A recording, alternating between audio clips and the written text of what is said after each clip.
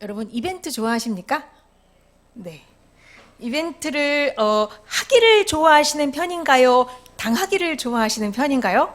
어제 남편에게 물어봤더니 자기는 이벤트 자체를 싫어한답니다. 그 이벤트를 한답시고 이렇게 스트레스 받으면서 짜내는 게 너무 힘들다고 이벤트 자체를 별로 안 좋아한대요. 하지만 제가 뭔가를 이렇게 기획해서 자기를 깜짝 놀래켜 주는 것은 굳이 마다하지 않겠다고 합니다.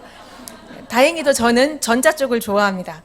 누군가를 놀라게 하고 감동시킬 수 있다는 것은 대단한 능력자입니다. 그래서 저는 이렇게 능력 개발 차원에서 되게 좋아합니다. 그런 면에서 하나님은요, 우리를 감동시키시고 이렇게 우리가 막 놀라워서 이렇게 하게끔 하시는데 아주 탁월한 능력을 가지신 분인 것 같습니다.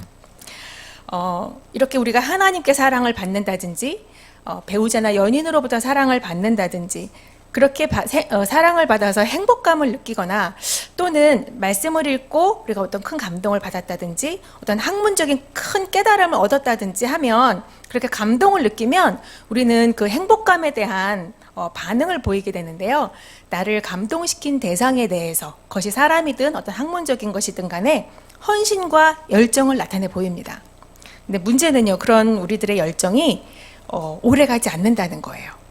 이렇게 결혼 19년 차가 되다 보니까 이번 달에 저희 남편 생일이 있는데 이벤트에 대한 열정이 옛날 같지는 않습니다. 이게 뇌과학자들도 말해요. 사람들의 열정이 아무리 뜨거워도 반드시 바닥나는 때가 온다. 그리고 하나님을 향한 열정마저도 사실은 식어버리는 때가 온다는 것을 우리는 어느 정도 감지하고 동의하는 바입니다.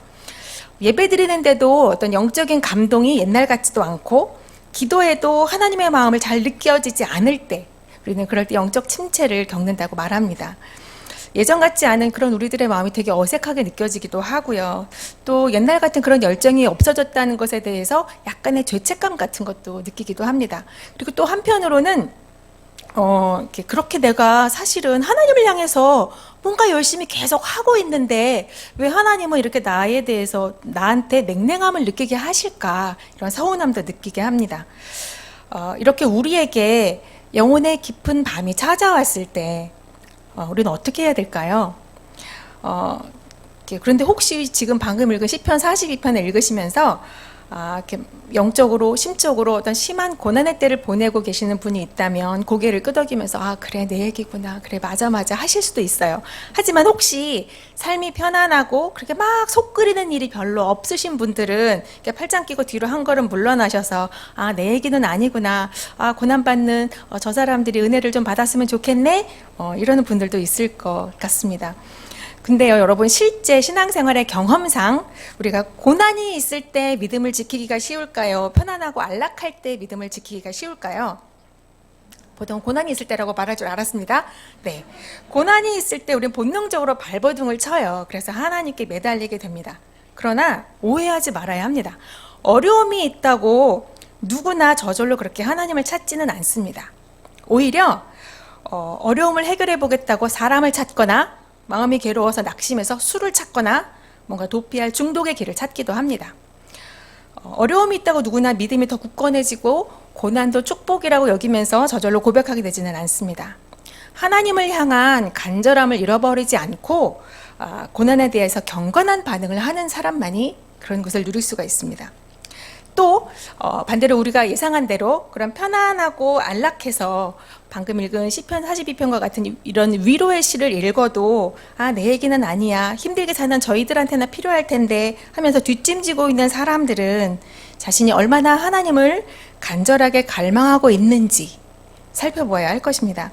어쩌면 위태위태하게 고난의 때를 지나는 사람보다도 나는 안전해, 이 정도면 괜찮지 라고 안심하고 있는 사람이 훨씬 큰 위기 앞에 놓인 사람인지도 모릅니다.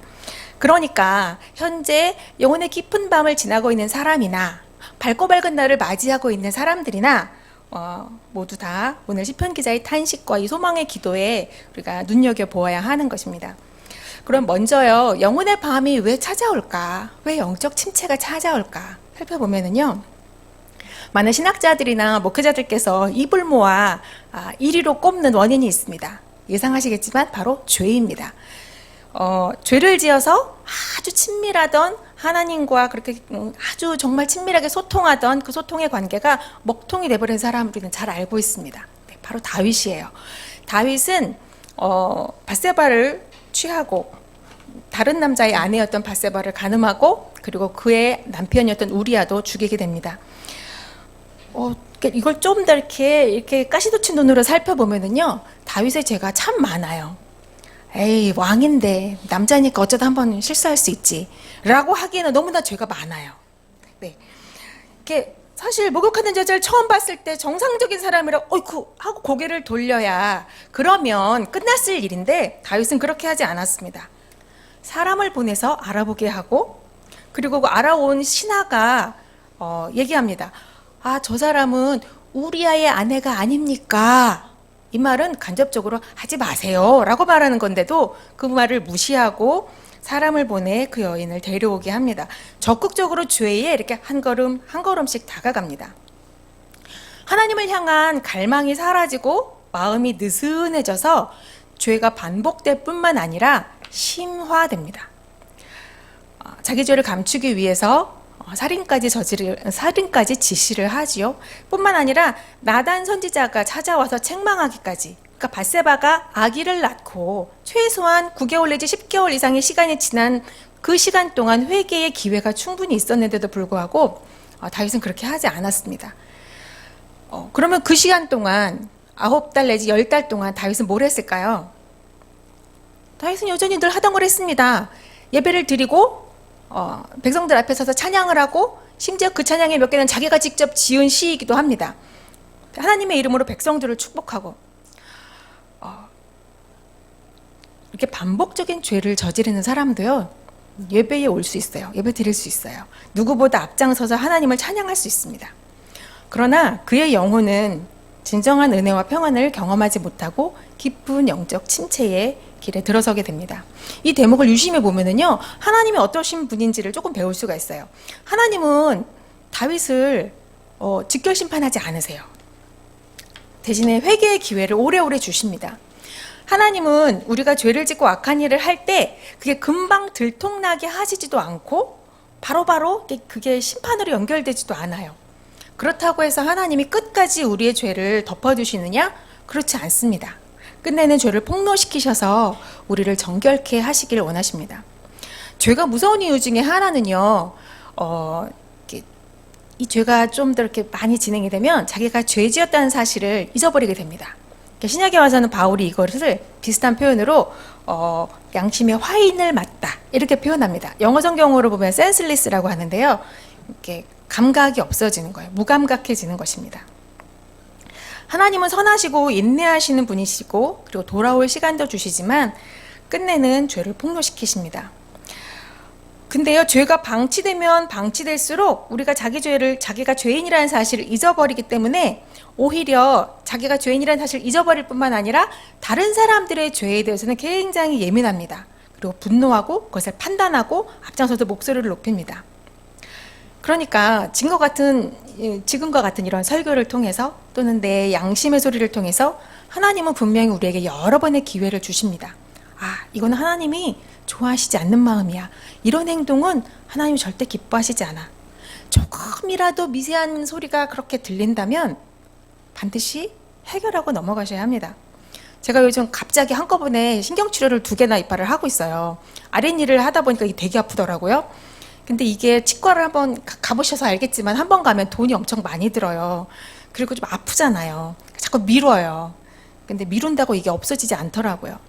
죄도 마찬가지입니다. 미루고 자꾸 유보시킨다고 사라지거나 작아지지 않습니다. 썩은 부위를 도려내고 신경을 끊어내고 더 이상 그 신경이 이 충치에 계속해서 파먹어 들어가지 않도록 치료를 해야 끝이 납니다. 다윗이 잘한 것이 있다면요, 그의 죄가 참 여러 가지이고 심각하긴 했지만 자기 죄가 이렇게 폭로됐을 때 그는 핑계대거나 도망가지 않았습니다. 그리고 정직하게 그 죄의 결과를 그대로 감당해냅니다. 자신의 죄의 결과를 직면할 용기가 없어서 계속 미루고 피한다면 아마 우리는 더 큰 결과를 치러야 할 것입니다. 우리에게 영혼의 깊은 밤이 찾아오는 원인 2번째는요, 상황에 압도되기 때문인 것 같아요. 너무 오랫동안 직장을 구하는데 구해지지 않아. 또는 엄청난 비리와 부조리한 이 시스템 속에서 나처럼 소모품과 같은 처지에 있는 내가 할 수 있는 일이 너무 없어. 이런 상황들에 압도되기 시작하면 점점 그 상황들에 눌려져가는 나를 발견하게 될 것입니다. 이번 영화부와 유튜브 여름성경학교 주제가요, 여호와만 참 하나님인데요. 거기에 주 인물로 등장하는 사람이 엘리야입니다. 엘리야 하면 여러분이 금방 대본에 기억나시는 사건이 있으시죠? 네, 갈멜산에서 바알과 아세라 제사장 850명과 대결했던 장면들을 잘 기억하실 것입니다. 이건 이 열왕기상 18장에 보면은 이 엘리야가 갈멜산에서 850대 1의 영적인 대승리를 거둬요. 그뿐만 아니라 3년 반 동안 비가 오지 않던 그런 시기에 엘리야가 무릎 사이에 자기 머리를 박고 기도하면서 비가 오기를 기도할 때 그때 3년 반의 가뭄이 그치고 비가 오기 시작합니다. 그러니까 이 정도 영적인 대승을 거두고 엄청난 결과를 거두었다면 그 이어지는 19장에서는 이 엘리야로부터 시작된 북이스라엘의 엄청난 영적 대부흥이 일어나고 이스라엘의 엄청난 변혁이 일어나는 이야기로 연결되어야 되게 자연스럽거든요. 근데 19장에는 전혀 색다른, 전혀 예상하지 못한 이야기가 전개됩니다. 이세벨이 들어요, 그 사실을. 자기의 어떤 정치적인 든든한 후원자였던 바알과 아세라 제사장들이 그 850명이 한꺼번에 몰살되었다는 소식을 듣고 분노합니다. 당연히 이를 갈며 엘리야를 죽이려고 하겠죠. 근데 이세벨은요, 엘리야를 그냥 순순히 안 죽여요. 먼저 두려움에 질식하게 만듭니다. 어떻게 하냐면 엘리야가 숨어있는 그 집에, 나름 엘리야는 꽁꽁 잘 숨었을 거예요. 근데 그 집에 사신을 보내서 살인 예고를 합니다. 내일 이 시간에 너를 죽이겠다. 엘리야는 이토록 빠르게 자기를 찾아냈다는 사실에도 놀랍고 자기를 죽이겠다고 협박하는 그 이세벨에게 이렇게 정말 당황하게 됩니다. 그리고 단지 이세벨은 살인 예고를 했고 죽일 거야 라고 말했는데 정말 곧 죽을 사람처럼 엘리야가 행동합니다. 방금 전에 거둔 영적 승리는 어디 갔는지 온데 간데 없고 두려움에 빠져버리죠. 열왕기상 19장 3절에서 4절 말씀을 보면 이렇게 표현되어 있습니다. 같이 한번 읽어볼까요? 시작. 그가 이 형편을 보고 일어나 자기의 생명을 위해 도망하여 유다에 속한 브에세바에 이르러 자기의 사환을 그곳에 머물게 하고 자기 자신은 광야로 들어가 하룻길쯤 가서 한 로뎀나무 아래에 앉아서 자기가 죽기를 원하여 이르되 여호와여 넉넉하오니 지금 내 생명을 거두시옵소서. 나는 내 조상들보다 낫지 못하니이다. 아멘. 여기 보면 3절에 보시면은요, 이 형편을 보고 이렇게 시작됩니다. 이 형편을 보고라는 말은 뭐겠어요? 상황을 보니. 근데 상황만 보니. 그가 내린 결론은요, 지난날 하늘로부터 불을 내려주셨던 그 하나님도, 지금까지 자기를 이끌으시고 인도하셨던 그 하나님도, 은혜 가운데 살면서 사람들을 살리게 하셨던 그 기적의 일들도 하나도 기억나지 않는 것입니다. 지금 자기 앞에 놓인 이 죽음의 문제, 이 문제를 감당할 능력이 자신에게는 없다라고 판단한 거예요. 그리고 영적인 무기력에 빠져버리게 됩니다. 이 상황을 이겨내기엔 내가 너무 힘이 없어. 이 조직 안에서의 나란 존재는 너무 미약해. 내가 아무리 목소리를 높여 외쳐도 아무도 내 얘기를 듣지 않을 거야. 내가 할 수 있는 일은 아무것도 없어. 사실 우리 애들의 영혼의 깊은 밤은요, 아주 놀라운 영적 승리 후에 종종 찾아옵니다. 엘리야는 지금 그런 상황에 압도되어서 이세벨과 그녀의 사라의 협박밖에는 들려오는 것이 없습니다. 사실 이 이세벨이 조종하고 있는 모든 상황 뒤에는요, 악한 영과 사탄이 엘리야를 짓누르고 그의 영혼을 공격하고 있었는데도 엘리야는 그 사실을 전혀 인지하지 못합니다. 우리가 크리스찬이 되면 얻게 되는 유익들이 참 여러 가지가 있는데 그 중에 하나가 뭐냐면요, 우리 앞에 펼쳐지는 상황 이면에 영적인 본질이 따로 있음을 발견하고 영적 세계에 대한 눈이 뜨인다는 것입니다. 이거는 굉장한 큰 유익이지요. 보이는 상황에 주목하면 이면의 영적인 상황이 어두워집니다. 혹시 내가 영적인 밤을 지나고 있다면 바로 이러한 영적 분별력을 잃지 않게 해달라고 반드시 기도해야 합니다. 보이는 대로, 느껴지는 대로 그것이 다라고 파악하시면 안 됩니다. 우리가 세상과 영적 싸움을 할 때 세상의 아들들을 이길 수 있을까요? 아니요. 예수님도 우리를 이리 앞에 보내는 양과 같다고 경고하셨습니다. 양이 이리 앞에서 살아남을 수 있는 유일한 방법이 뭘까요? 강력한 목자와 함께 가는 것밖에는 없습니다. 여러분이 이리 앞에 양처럼 위협을 느낀다면 바로 그 자리에 주님이 나와 함께 계심을 알게 해주십시오. 나의 이 영적 감각을 깨어나게 해주십시오. 기도해야 하는 것입니다. 근데요, 진짜 더 큰 문제는 뭐냐면은 내가 죄를 짓지도 않았어. 그렇다고 내가 뭔가 큰 어려운 상황이 있어서 막 상황이 압도돼서 영적인 어떤 게으름이 있어. 이런 것도 아니야. 근데 그냥 갑자기 어느 날 영혼의 깊은 밤이 찾아와. 맹송맹송하고 뭔가 좀 잘 이렇게 막 채워지지도 않는 것 같고, 왜 이러지? 뭔가 2% 부족한데? 이상하긴 한데 그게 뭔지 딱히는 잘 모르겠고, 그렇다고 내가 엄청 게으름을 부리거나, 봉사를 안 하거나, 예배를 안 가거나 이러는 것도 아닌데. 왜 그럴까요? 달라진 것도 없는데 왠지 맹송맹송해. 신앙생활이 옛날 같지 않아. 그렇게 느끼실 때 있으시죠? 나만 그런 거 아니죠? 네, 있어요. 왜 그럴까요? 어떤 유명한 영성신학자는 이렇게 말합니다. 사람은 하나님의 부재 속에서 하나님의 임재의 가치를 깨닫게 된다. 즉 다시 말하면 있을 땐 모르다가 없어져 보면 그 존재가 얼마나 존귀한 건지, 그 존재가 얼마나 귀중했던 것인지 비로소 알게 된다. 하나님은 우리에게 바로 그것을 가르쳐 주시려고 때로는 부재중 표시를 달아놓으실 때가 있다는 겁니다. 여러분, 하나님의 도움 없이 그냥 있는 그냥 자연 상태에 나는 어떤 사람일까요? 내가 원하는 거, 내가 계획하는 거 충분히 다 해내는 사람인가요? 마음먹은 대로 자기를 조절하고 자기를 주도할 능력이 있는 사람인가요? 천만에요. 네, 절대 아닙니다. 우리는 하나님이 없으면 우리 자신이 얼마나 망가져 있는지, 내가 하나님의 도우심이 얼마나 필요한 사람인지 언제 알게 되느냐? 바로 하나님이 안 계신다 느껴질 때, 하나님의 부재 가운데 그것을 비로소 깨닫게 되는 것입니다. 그분의 침묵을 통해서 겸손을 배우게 되는 거죠. 그동안 내가 잘나서 내가 열심히 해서 그렇게 잘 살았던 것이 아니라 하나님 때문이었구나라는 것을 알게 된다는 겁니다.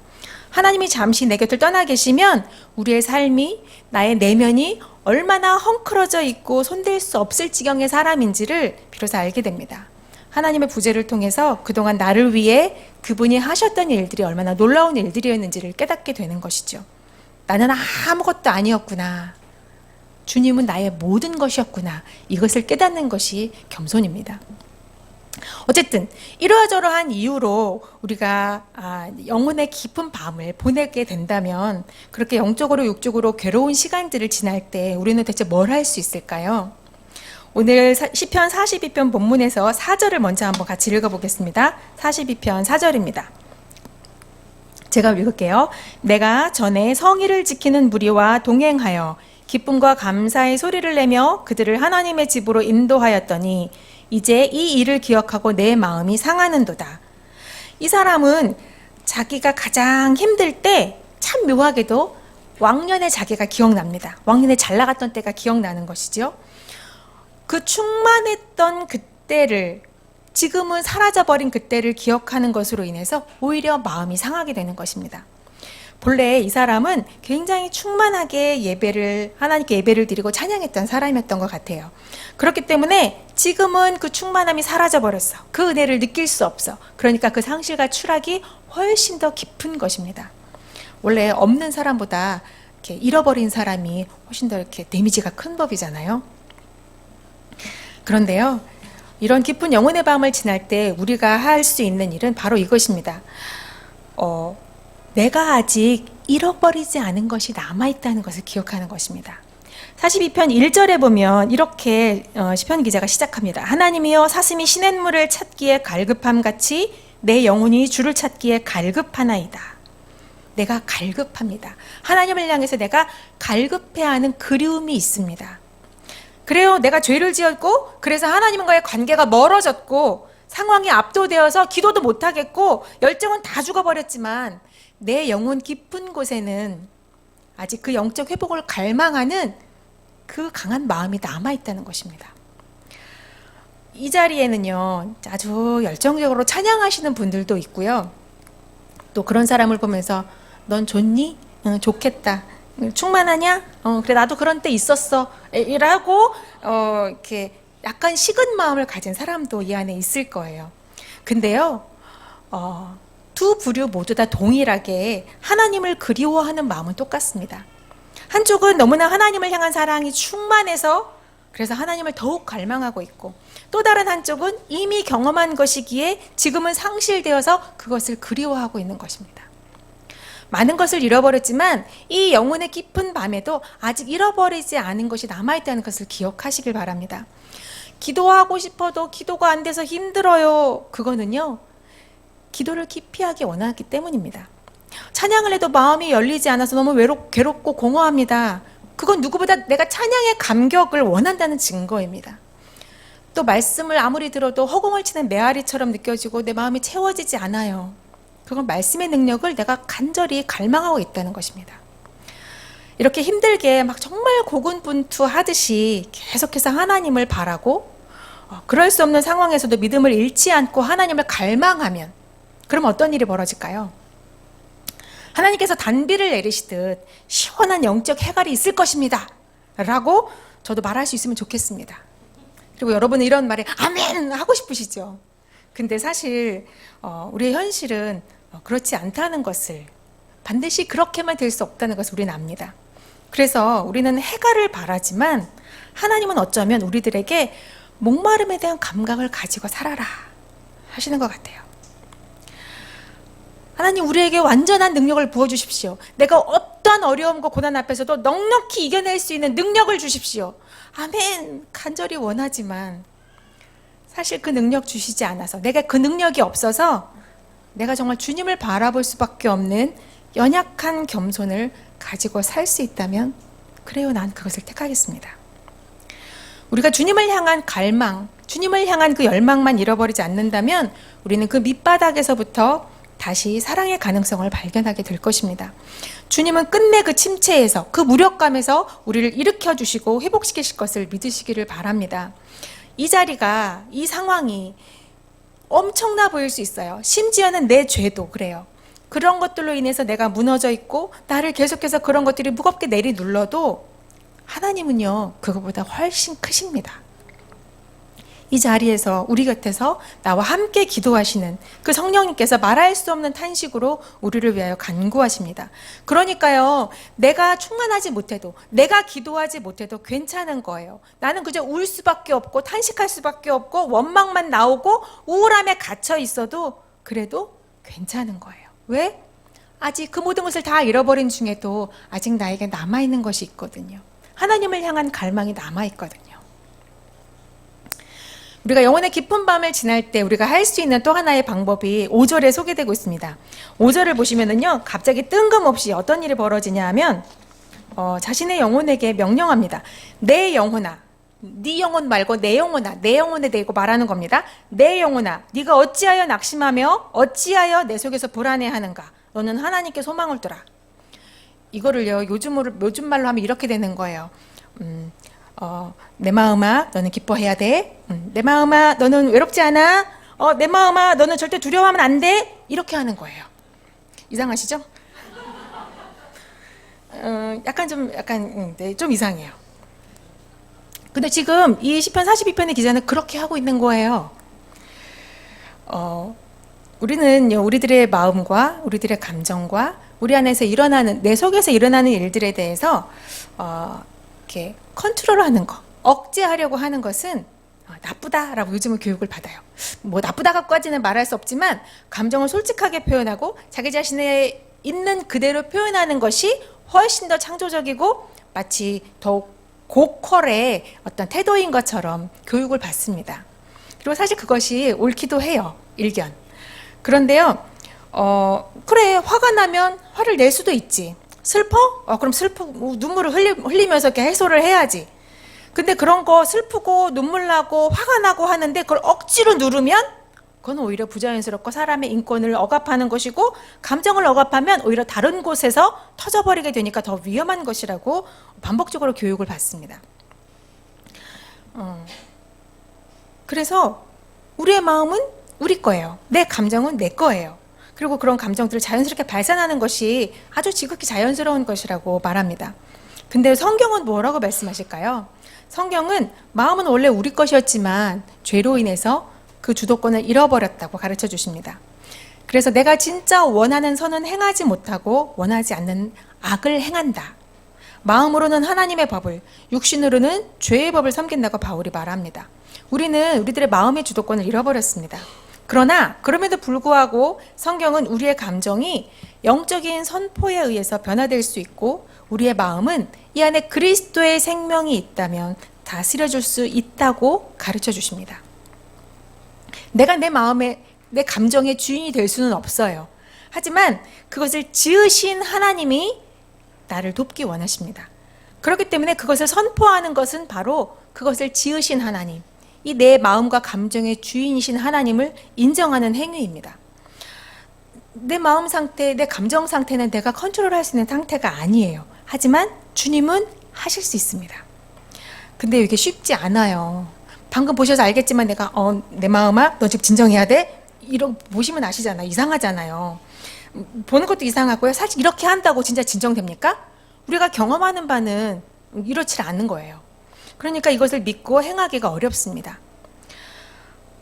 그리고 어떤 사람은 말하죠. 야, 그거 자기 세뇌 아니야? 그냥 자기 위안이고 자기가 정신적으로 그냥 위로를 얻는 것이지 그게 무슨 진짜 능력이 있어? 근데요, 여러분, 만약에 진짜 누군가가 하나님이 하시지 않고 진짜 자기 세뇌만으로 진짜 마음의 평안을 얻고 진짜 자신의 감정을 다스리는 사람이 있다면 그거야말로 진짜 기적 아닌가요? 만약 자기 세뇌와 정신적인 위로만으로 그 사람이 자기의 계획대로 감정을 다루고 자기 생각대로 자신의 모든 일들을 이끌어 간다면 그거야말로 정말 대단한 일일 겁니다. 세상 어느 누구도 하나님 없이 진정한 마음의 평안을 누리고 근심이나 염려나 분노 없이 살아가면서 자기 인생을 자기 마음대로 계획한 대로 살아가는 사람이 있을까요? 없다는 걸 우리는 너무나 확신할 수 있습니다. 마음을 다스리는 능력은 하나님이 아니면 할 수 없는 것이거든요. 그것을 지으신 분이 하나님이시기 때문입니다. 내 영혼을 향해서 선포하는 것, 이 시편 42편의 기자가 한 것처럼 내 영혼을 향해서 선포하는 것은 자기 위안이나 자기 만족이나 정신적으로 잠시 위로를 주려고 하는 것이 아니라 이것을 지으신 분이 하나님이시기에 그것을 믿고 그분께 맡기는 행위입니다.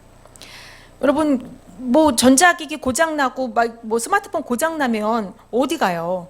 저희 교회에서는 전종혁 전도사님께 가요. 그분이 전문가시거든요. 근데 사용은 내가 해도 수리는 전문가에게 맡기잖아요. 네, 맡기는 방법은 바로 선포입니다. 5절에 보시면 눈물이 밤낮으로 자기의 음식인 상황인데도 이 사람은 소리 높여 자신을 향해서 선포합니다. 내 영혼아, 너는 하나님만 바라봐. 마음에 명령하고 선포하는 것입니다. 창조주께서 우리에게 주신 치유와 회복의 권한을 사용하는 것입니다. 내 영혼아, 어찌하여 그렇게 낭망하느냐? 어찌하여 그렇게 불안해하느냐? 너는 하나님을 바라라. 그분의 얼굴을 보아라. 오히려 그분을 찬양하라. 어떤 목사님이 자주 그런 말씀을 하세요. 찬양 인도를 하시는 분이신데요. 우리가 찬양할 수 있기 때문에 찬양하는 것이 아니고요. 찬양하기 때문에 찬양하시는 사람이 되는 것입니다. 여러분, 영혼의 깊은 밤을 지나고 계십니까? 오히려 찬양하십시오. 힘든 시간과 침체의 아픔 속에 있습니까? 자신의 영혼을 향해서 선포하십시오. 하나님의 주인 되심을, 내 마음과 감정의 주인 되심을 선포하시길 바랍니다. 근데 오랜 침체 속에 사람이 이렇게 잠겨 있잖아요. 그러면 사실 부정적으로만 생각하기가 쉬워요. 아무리 옆에서 이렇게 북돋아주고 야, 이렇게 해봐, 저렇게 해봐, 이렇게 하면 할 수 있어, 하나님은 이런 분이셔, 아무리 이렇게 북돋아줘도요, 그 침체 속에서 빠져나오기가 상당히 힘이 듭니다. 그리고 우리는 이런 생각까지 하게 돼요. 이렇게 너무 상처가 깊어서 이것이 해결이 돼도 분명히 후유증이 남을 거야. 영적으로 반드시 후유증이 남을 거야. 근데요, 여러분, 경험해 보신 분은 알 거예요. 그 고난의 때가 지나고 몇 년이 지난 다음 하나님이 회복시켜 주심을 경험하고 난 다음에 시간이 조금 지나니까 내가 그때 그렇게 아팠었나? 나중에는 기억도 안 나는 날이 옵니다. 제가 불임 때문에 13년을 힘겹게 기도하며 지냈던 부부를 알고 있습니다. 전국의 유명한 병원, 한의원 안 가본 데가 없고요. 안 받아본 치료가 없는 부부였습니다. 13년 동안 그렇게 했어요. 그런데 정말 감사하게도 모든 걸 다 포기했던 그 순간에 자연 임신이 됐어요. 그래서 13년 만에 정말 예쁜 딸을 얻었습니다. 그리고 그 딸이 지금은 중2가 되었어요. 지금은 그때와는 또 다른 양육의 고통을 감당하고 있습니다. 그러니까, 하지만 우리가 그때 그렇게 힘들었었나? 이렇게 얘기합니다. 그때의 괴로움이 별로 생각나지 않는다고 해요. 지금은 그저 중2병과의 전쟁으로 드라마틱한 하루하루를 보내고 있다고 합니다. 주님, 나에게도 그런 날이 오게 해주십시오. 너무 괴롭고 어렵지만 결국 하나님의 회복을 맛본 다음 그 괴로움이 기억도 안 나는 날이 오게 해주십시오. 그 영혼의 어두운 그 깊은 밤이 내게 왜 필요했는지 간증할 수 있는 날이 오게 해주십시오. 여러분, 영혼의 깊은 밤을 지내고 있을 때 우리가 할 수 있는 최선을 다해서 뭘 할 수 있을까요? 그저 서 있을 뿐입니다. 내가 왜 이렇게 고독함과 이 아픔과 이 어려움 속에 하나님이 왜 나를 이렇게 버려두시는지, 왜 내 계획은 내가 마음먹은 것은 하나도 이루어지지 않는지, 내가 그래 좋아 말씀으로 내게 들려주시니 그 말씀을 내가 영적으로는 믿지만 감정적으로 인정하고 싶지 않은 이런 상실과 아픔을 하나님께서 왜 내게 겪게 하시는지, 나는 지금 아무것도 할 수 없어서 그저 그냥 무력하게 앉아있지만 하나님, 그나마 내가 이 어려운 시간에도 유일하게 가지고 있는 것을 기억해내겠습니다. 하나님을 향한 간절함은 놓치지 않겠습니다. 사슴이, 정말 목마른 사슴이 물을 찾는 것과 같은 그 간절함, 내가 영적으로 회복되고 싶어하는 그 간절함, 주님, 내가 그것만은 놓치지 않겠습니다. 그리고 나를 찍어 누르는 이 상황 속에서 끝까지 하나님을 향한 그 갈급함을 놓치지 않게 하여 주십시오. 발버둥을 치셔야 합니다. 우리 함께 찬양할까요? 나는 믿네. 같이 찬양하고 같이 함께 기도하겠습니다.